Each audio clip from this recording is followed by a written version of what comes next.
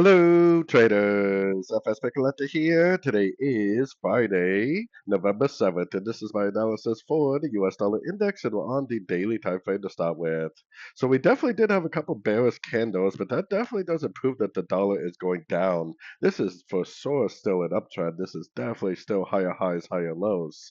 So since this move down, possibly it's just a pullback to this last move up, we would want to put our Fibonacci retracement on this move, see if it makes like a three-wave reversal to a Fibonacci retracement level on shorter time frames, and possibly gives us another break to the upside.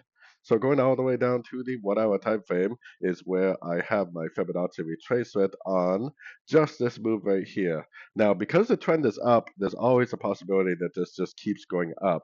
But more times than not, when you get a pullback, it plays out in three waves like an ABC. So you would kind of expect this move up right here to be like a wave B, which means it possibly would go to a Fibonacci retracement level and then possibly turn down to get one of these higher time frame Fibonacci levels that I showed you on the daily for like an ABC.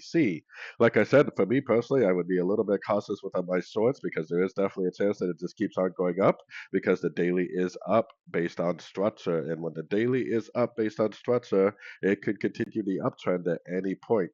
But I would definitely expect to see some sort of a three-way pullback before it actually does continue the uptrend. So I would take this information and I would apply it to the US dollar pairs themselves and trade accordingly. So anyways, don't forget to check out my website linked over here in the corner. And as always, thank you for watching and happy trading.